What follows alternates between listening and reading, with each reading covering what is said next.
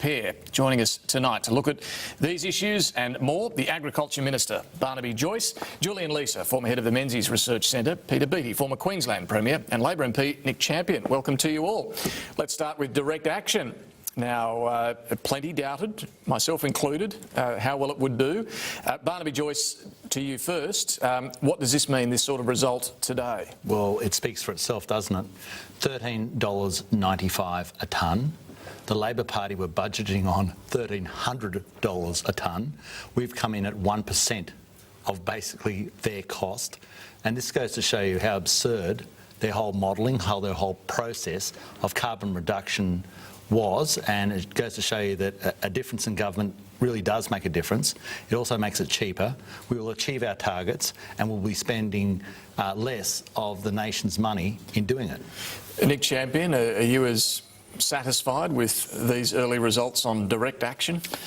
Well, I think we'll have to wait and see. I mean, our criticism of this plan was always that initially you get all the low-hanging fruit and the efficiency gains, you know, and as both the target goes up and the task goes up, essentially all of those are removed. All of those easy gains are removed. So we'll wait and see if it delivers. And that's a reasonable point, because some of this is reforesting areas of Tasmania, for example. You can't do that I thought twice.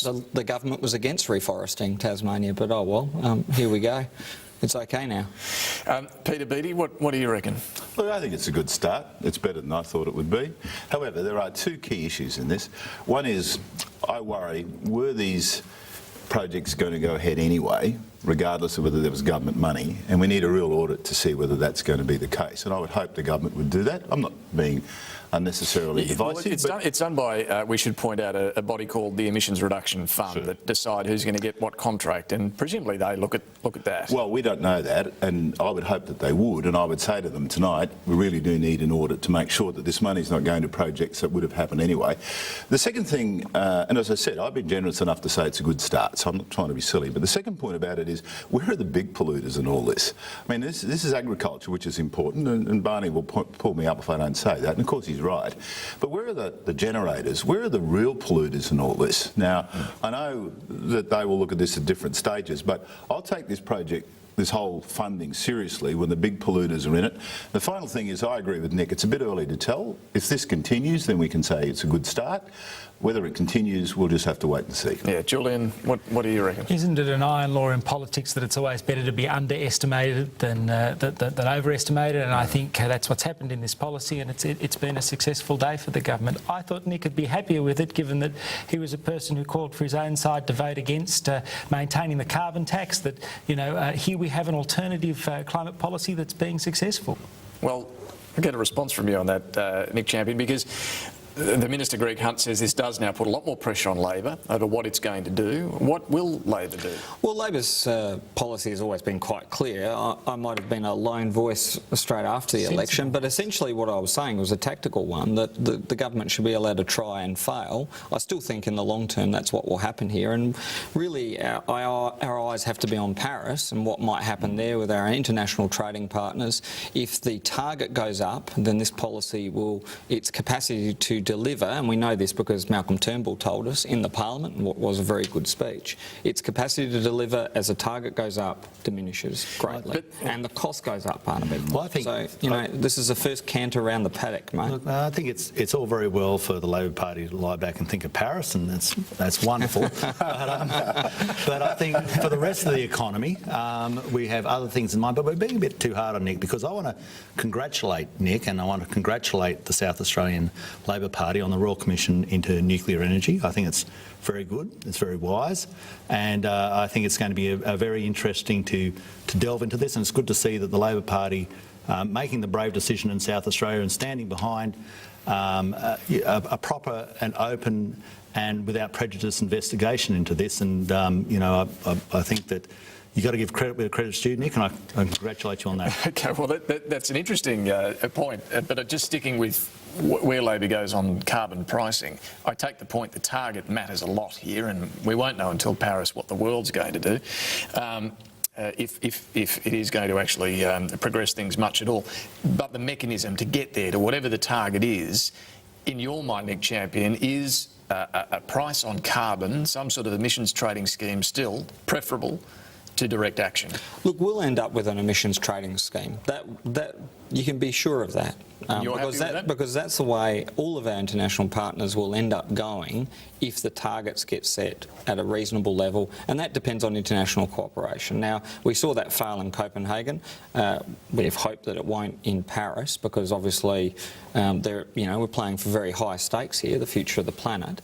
But pricing carbon through an emissions trading scheme is the wisest, lowest cost and most efficient way to do it. It's a market way of doing it. It's a great pity that it went from being a bipartisan policy to one that people are playing scare politics on, and Barnaby was, was the leader in that. I've already congratulated you on I know, but I'm not going to turn it into a complimentary But let me ask system. you this. Waiting for a comment, actually. Ask you this. Do you support your South Australian colleagues? Of course. Good. Of course I support the Premier. Excellent. Okay. But let me ask you this. Coming out having of a Paris, scientific inquiry. Coming out of Paris, your best hopes are realised. Do you really think the US, China are going to have emissions trading schemes in place?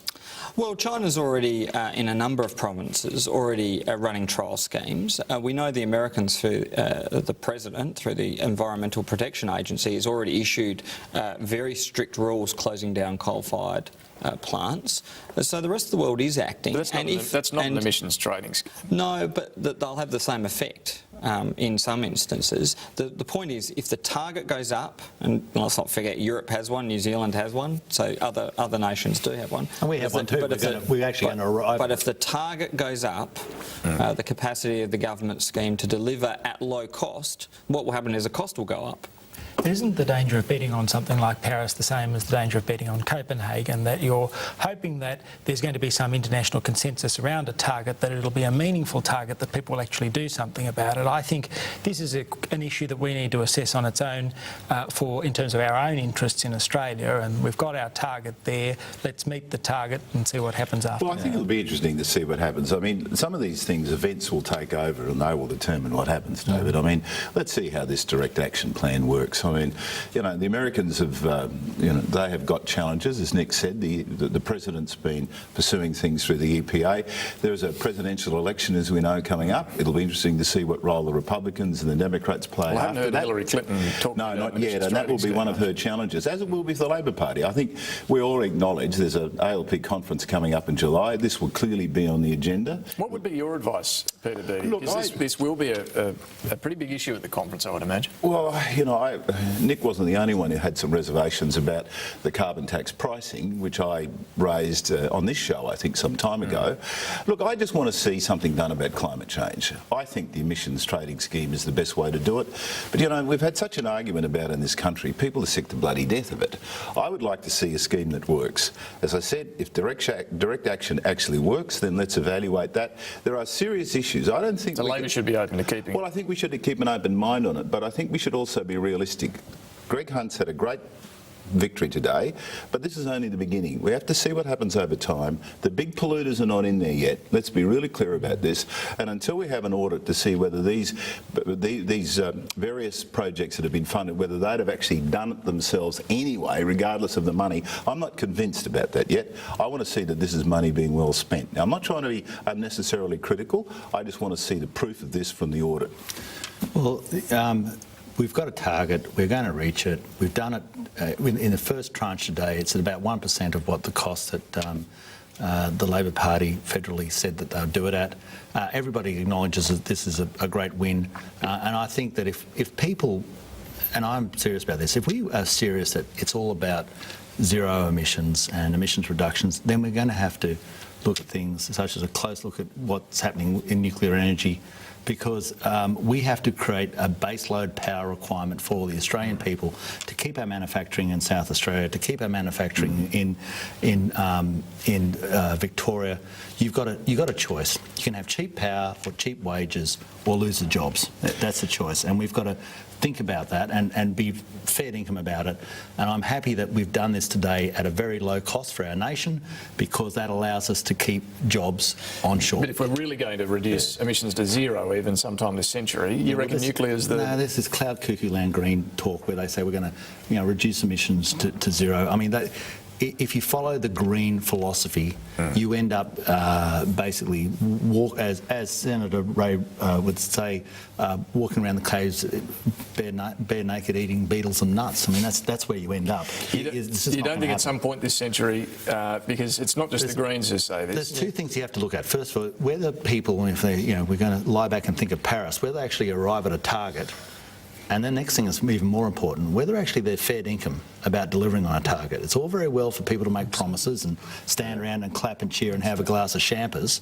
It's another thing entirely if you say, I'm going to stand behind this in a verifiable way that you can come and check what I'm doing and make sure. Why don't you let them check on your fund then? Well, like I think Premier Australia suggests. I think Australia is more transparent than anybody else. You saw an open display of it today. It's. I don't think anybody's disputing the price.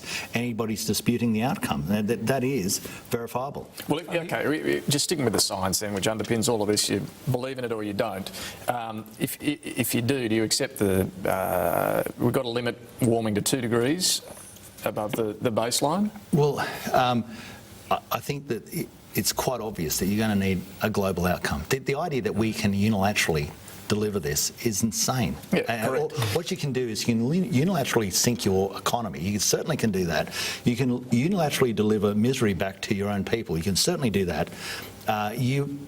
We're not the elephant in the room on this one. You've got your big economies, and you've got to actually know your position. As a planet, we've got to limit temperature rises to 2 degrees. That's what the scientists say. Well, that'll be an argument between China, the United States and Europe. I mean, let's be honest. That's where the but do you main think action Australia should commit to such a? We'll have to be part of that process if it's a global process. But Barnaby, one of the things we're missing here, though, David, is you're right about China, but Barnaby, China's spending a whole lot of money investing in renewables. We're not. If you look at, not as much as we should, if you take the Germans, for example, they have re-engineered their economy for renewables. And basically, if the Germans end up with this technology, they're going to be world leaders. The thing that worries me is we're being pretty dumb about all this. We're going to end up buying the technology from the Germans and the Chinese.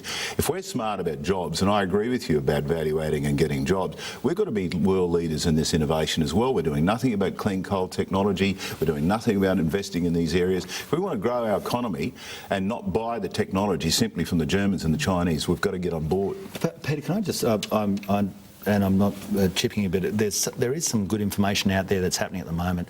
And the latest is in photovoltaic research, where it's Australian research has now got to the point of splitting the spectrum of light and doubling the efficiency on the photovoltaic cell. This could take our efficiency of a photovoltaic cell beyond 40% into the 40 to 50% range, which means that it's market competitive against coal. It can actually do the job without any form of fund because it'll be cheaper.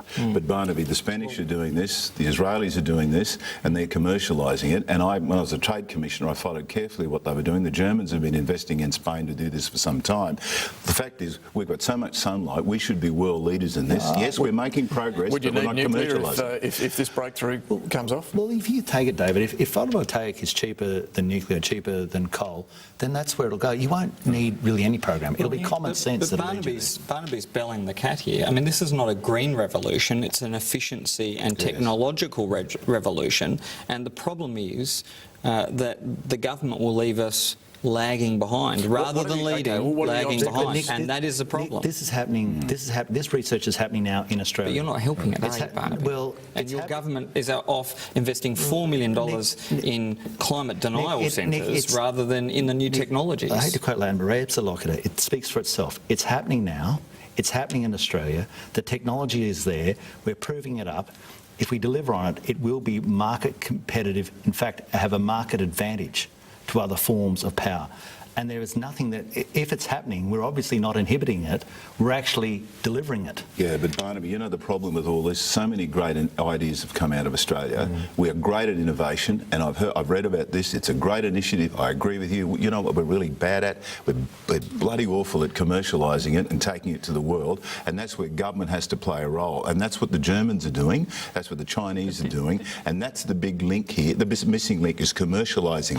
I'm in roaring agreement with you. And it's bigger than an environmental problem, as you say. It's across a whole range of areas. That partly it's our market size, partly it's the lack of entrepreneurial culture, partly it's the lack of capital. Venture capital, that's right. But just getting back to this example, though, I mean, do we need more? Does that particular area of research need more help, do you think, from the government? And I know at the moment there's a debate between the two sides on the renewable energy target as well. That sort of thing does help the renewable sector. Well, it's the old alumni of Queensland coming out, but I'm in agreement with what Peter says here. The trick here is to get the follow-through. See, we do develop this technology, but get the follow-through commercialisation, which really is the role for making sure your asset managers and the super funds, we say, mate, you don't have to worry about any fund. This is just a free kick in front of the post. It's going to make you money. Go for it. And you know, venture capital is only a venture when it's a surprise. If you can say, look, this is your average cost of power through this process of generating electricity. This is the average cost of power through the alternate process. It stands on its own 2 feet. Barnaby, Run. You made the point earlier about baseload power, and particularly in relation to nuclear power, and that's the problem currently with the photovoltaic cells with solar power, is that you can't get baseload power in the middle of summer. You want to run everything. It really remains the choice for us, coal or nuclear, in terms of reliable baseload power. The other potential breakthrough that may change that is banking, battery banking, solar power, or any sort of power really, so that your panels on your roof aren't just good when the sun's shining. They're good all day round. But that technology is being developed now too. I mean, the new form, I don't know, correct me if I'm wrong, it's a new form of lithium cell that's coming out. And this technology, a lot of it has been driven by the fact that it's so advanced now that it's actually becoming commercial. It's becoming commercial. But it's been driven by things like a carbon price in California. It's been driven by people, like companies like Google, charging, in effect, factoring in a carbon price in their own internal investment decisions. And the problem is the rest of the world's marching on while we're having a very unreconstructed debate. And before we almost sort of hit furious agreement about some of the things that are coming down the pike at us in terms of these batteries, household storage, and we might end up with a lot of stranded assets. If you build a big nuclear plant, it might end up being a stranded asset in a disaggregated grid. And so I think we have to really start having a look at the technological horizon before we start, you know, putting big bets on some of these old technologies. But you guys are doing that, and that's, I mean, the idea that we do have an open and frank look at nuclear is a good thing. Now, an open and frank, with no sort of preconceived ideas saying that. But you've got preconceived ideas, and so has Julian, about these. It's either a choice between coal and nuclear, and frankly, it might not be. I'm honest to God, I'm driven by the fact of how do we keep the cheapest form of power out there in the marketplace so that I can keep jobs in Australia. That's what I'm driven by. Well, you just told us it was solar.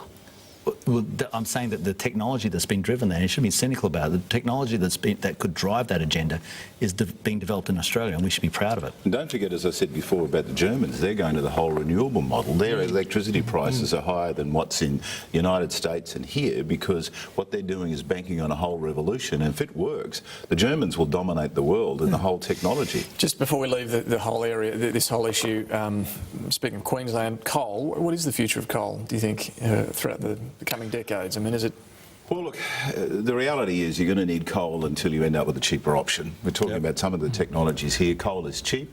One of the things that I deeply regret is that we've not pursued clean coal technology in this country, that cleaning it up, sequestration. Plenty of countries have, and it's... Well, yeah, I think there's one plant in Canada where they are actually well, the Brits have been capturing trying it and sequestering it, but it's only because it's the...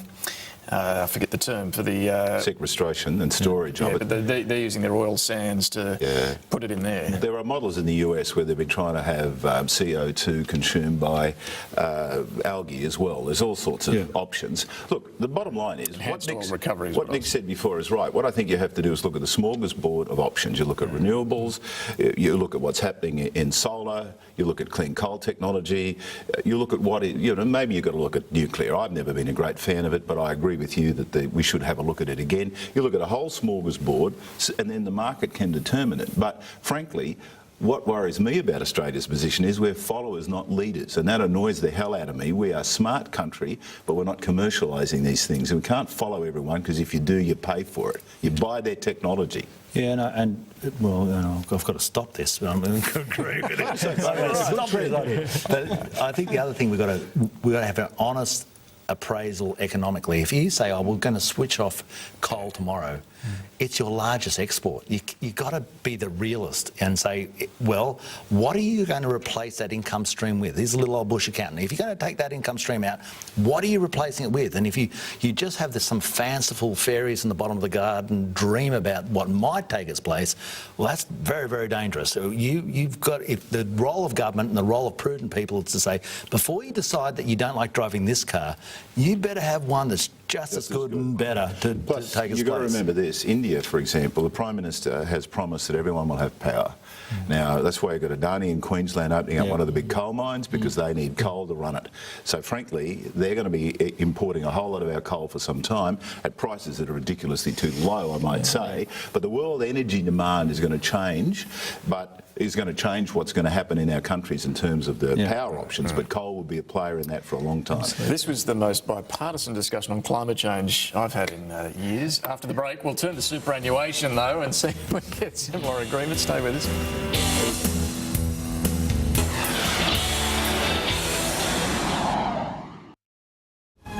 Occasionally, people come along who are not content with simply moving things along.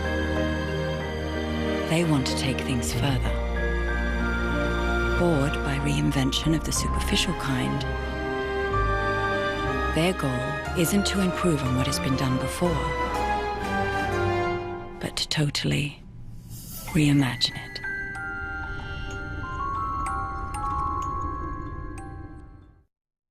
What's it like to do my 12-week body transformation? As soon as I joined up, I regretted it immediately. Week 1 was hard, sweaty, challenging. I just stuck with it as best I could. Week 4, I started to love it. The more nutritious foods I ate, the happier I felt. Oh, people started to notice. By 12 weeks, I knew this was the rest of my life. I enjoyed it. Now I feel energised, Confident, fit, superhuman. I love who I've become. Join me for the best 12 weeks of your life. Visit 12wbt.com and sign up now. I told you it was an emotional journey.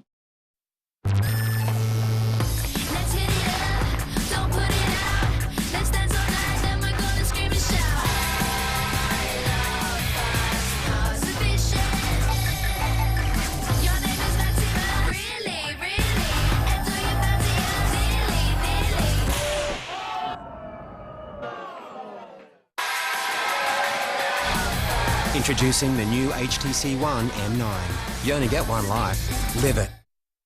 So, do we or don't we? 5 years ago, we would have Jumped on this. Buongiorno. It's a great business you have here. What's your secret? La nave nel porto è al sicuro, ma non è per questo che è stata costruita. He said a ship in the harbour is safe, but that's not what ships are built for. Australian business. See more, not less. NAB. Environmental edge. Do you know the good news about wood? Nearly half this wood is carbon, removed from the atmosphere by a growing tree.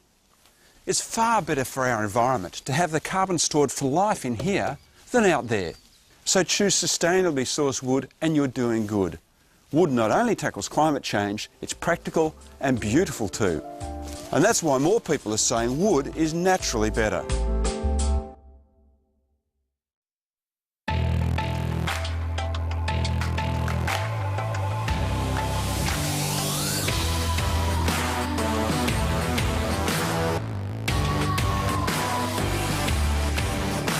We move more than ever before. We don't sit still, except when it comes to our super. So come on, Australia, let's get our super moving too. Kinetic Super. Get your super moving.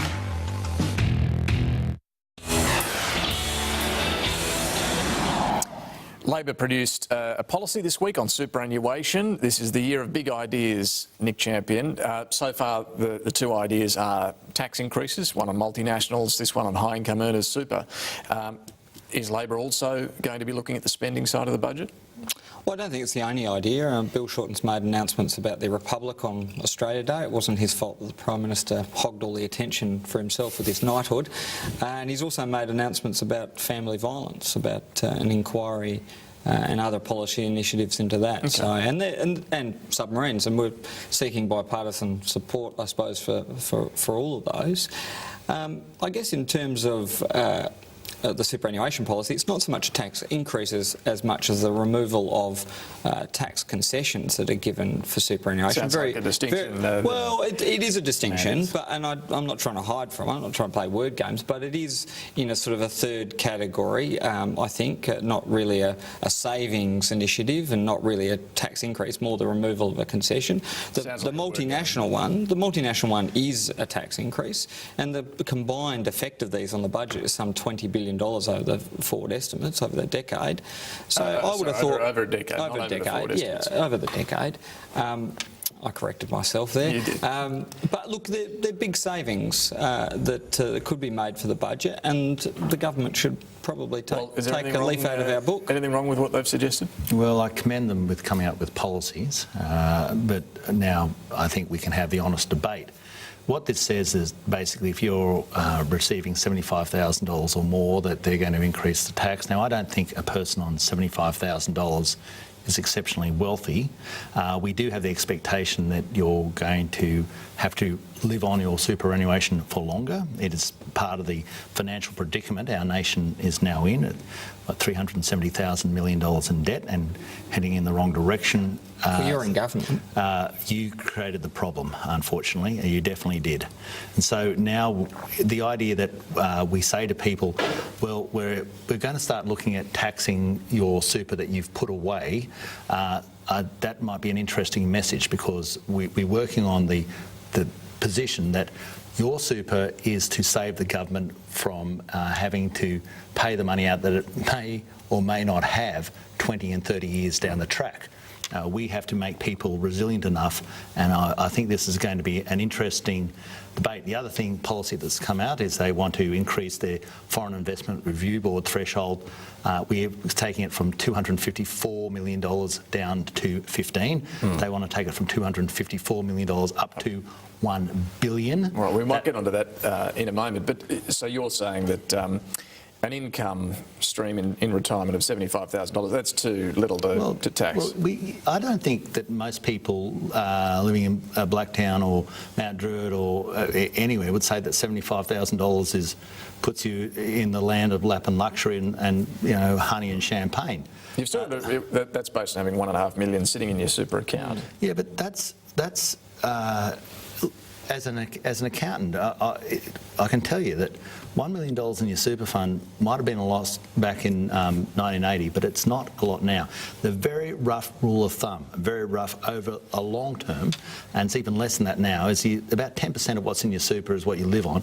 But with interest rates down as low as they are at the moment, you might be finding that $1 million in your super currently leaves you around about $40,000. Yeah, but $1.5 million in your super. In which case you wouldn't be taxed. I think there's only it's something like 60,000, according to Labor, 60,000 people this applies to. The top less than 1%. But everything is, well, I'll believe that when I see it. But let's take it as a statement. As things progress, and they ultimately do, $75,000 right now is not allowing someone the standard of living, especially if they haven't paid off their house, and with house prices the way they are, that's a big hit. If they have any desire to own a new car, that's going to be a big Surely hit. when you retire, you'd take some of that $1.5 million, pay off your house, and then you wouldn't get the tax. What they're talking about is if your pension stream is over $75,000. Now, I haven't seen anything in their policy discussion that they're saying we're making exemptions for you paying off your house or paying off your car. What I do see in their discussion... That's what I do. Make sure you're under the threshold to pay the tax. What I do see in their discussion is if you're receiving more than $75,000, then they're going to have a new tax for you. What about, Nick Champion, what about the argument that a lot of people who are going to pay this if you win the election did pay a lot more in tax during their working life?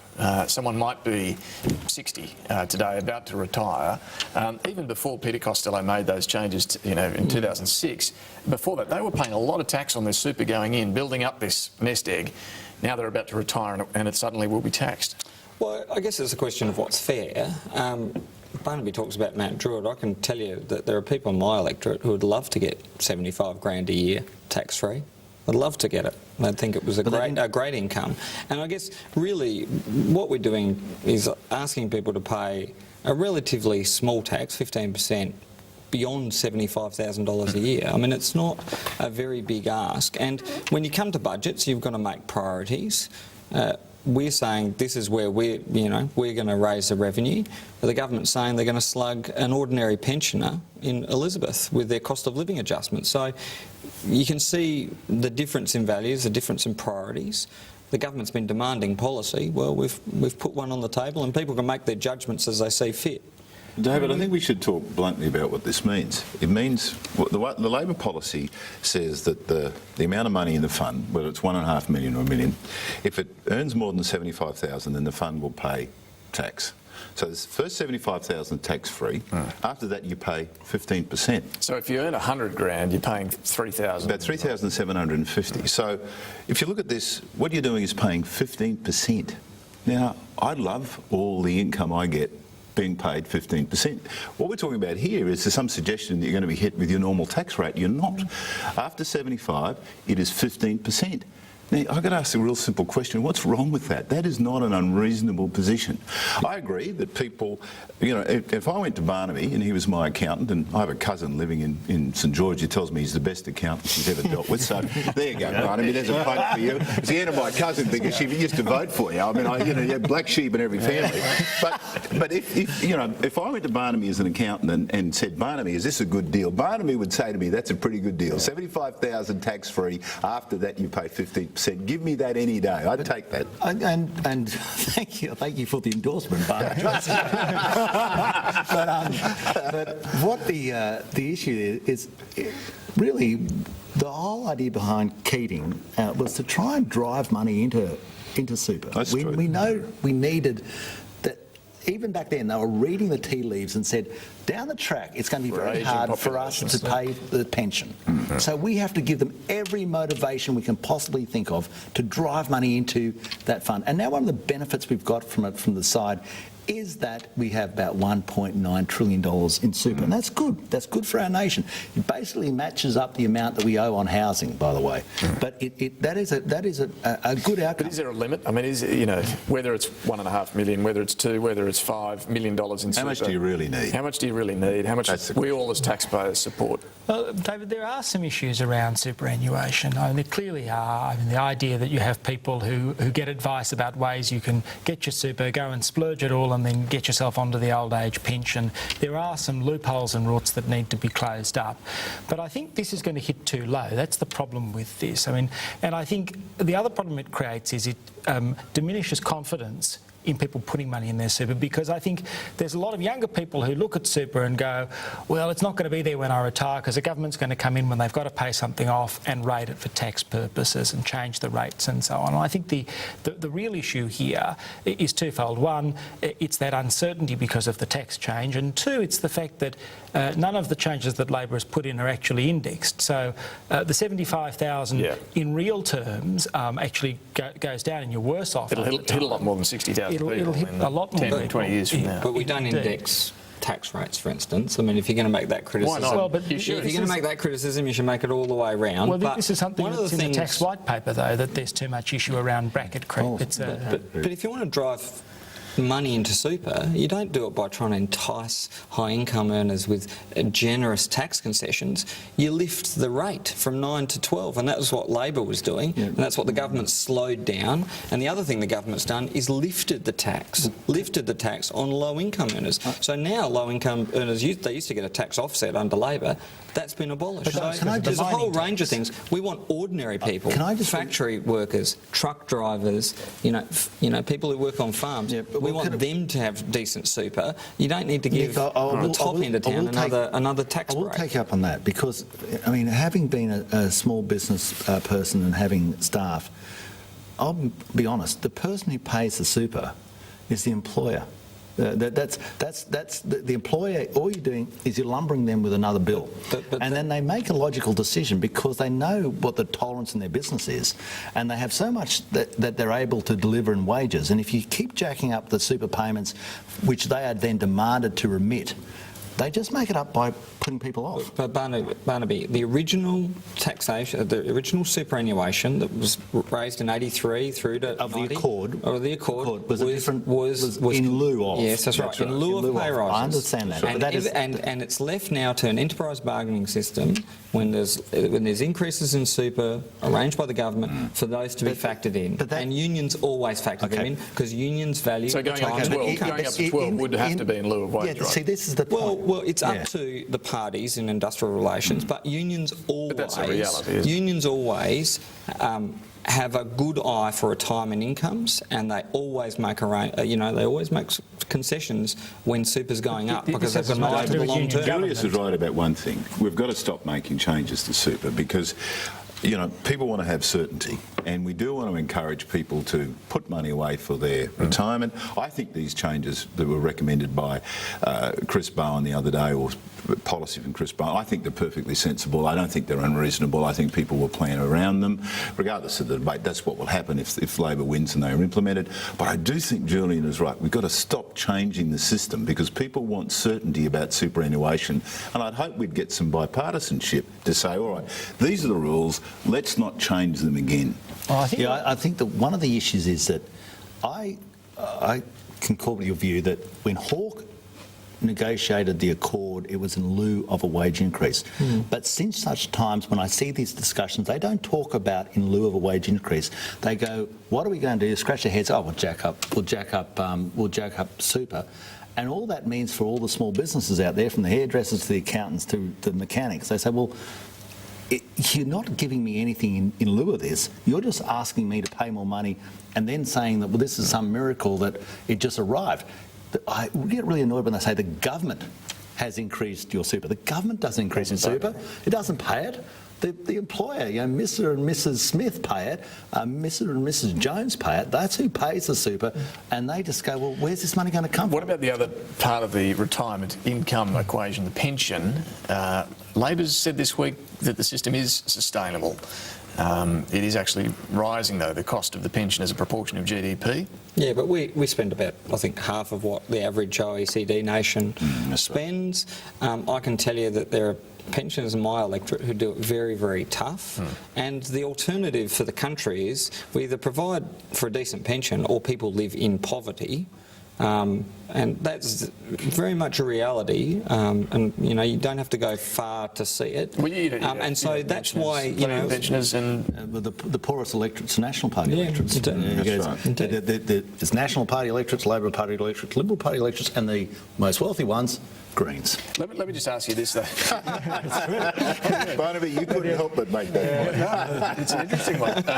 It's true. Is The proposal that a good thing or a bad thing? at last year's budget was to change the indexation rate. That would have hit all pensioners, not just the ones on the part pension, but the most vulnerable pensioners. That still hasn't technically been dropped. Well, every year, twice a year, the pensioners are getting an increase. In fact, I think for singles are up by $55 and for partners it's, I think, $97. Don't hold me to that. This is recollection. That is continuing to go up by OOTI, which is the average. But you want to change the road to save money. Yes, and we want to go to indexation. We've clearly stated that. We acknowledge that we're suffering political consequences for that. But to be frank, if they had CPI as opposed to a WOTI, they actually would have got a better increase under CPI. They actually would have got more. But it's the best of the three, isn't it? The best of the three measures. And you know what we're dealing with? Obviously, everything we do, once we have this structural deficit position that we've been left in, $370,000 million in gross debt, we have to find, no matter what we do, we've got to find a way to try and make this make this equation work. So what do you do with the pension, do you reckon? I mean, there's the ACOS proposal. Which is a sound proposal. Yeah, it's being looked at. frankly, This is to do with it's not. That's right. All they're doing is dropping the amount down from, well, I think 1.1 million to just under 800,000. So you can own your home. That's right. And that should be exempt. 800,000 in assets. That's right. And that's when the pension cuts out. Exactly. That's not an unreasonable position to adopt, and I understand the government's looking at it. And if you have a look at what that means, that yes, it will take some people out, but they're not going to be destitute. They're still going to be quite reasonable. And those who are in need, those pensioners who need the pension, are actually going to continue to get it. Do you agree with that, Nick? Well, I think we want to take a pretty careful look of what the government does. At the moment, what they've done is slug people at the bottom, at the very bottom. But what about the ACOS plan? What about, as Peter Beattie just said, reasonable? Well, I think you have to be pretty careful, I guess, on arbitrary, and this gets back to, I suppose, to Julian's point. I mean, if people have made, particular arrangements, I don't think, it's easy to say, oh, well, just cut a couple 100,000 people out and she'll be right. I'm not quite sure, that simply altering those sorts of things midway through in terms of the pension is a wise thing to do. I think that in this whole space, it's clear that there are key moving parts. I mean, you've got super, you've got the pension.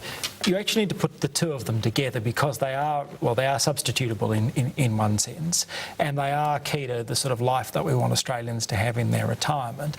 And you'd hope that you could get some sort of agreement on both issues, that you could get some acknowledgement that perhaps the pension isn't sustainable and that perhaps the super system does need to be reviewed and rejigged so people can't rort it at the higher end. I mean, that's where I think we have to get to, is to put the two together because they are substitutable, and we're just not at that point. We're looking at them in isolation, I think, and that's why we've got this sort of logjam we've got at the moment. The bottom line on this one, are there some on the part pension that don't deserve it at the moment? No, I wouldn't say that. I would say that no matter what we do, we've got to have this sort of whole of government approach of working out how we can be sustainable for the pension in the long term, because if we don't make these small changes now, then we relegate, whether it's our government or the alternate government, to making massive changes that really do hurt down the track. Now, it is cowardice just to say, oh, well, that's all too dangerous, that might lose us some votes, so we'll just hide under a rock and forget about it. No, you've got to say, well, we have got to do the right thing, which is small changes now to try and save us from people dropping off the pension who can't afford to drop off the pension down the track. We're going to take another quick break. Back with more. Stay with us.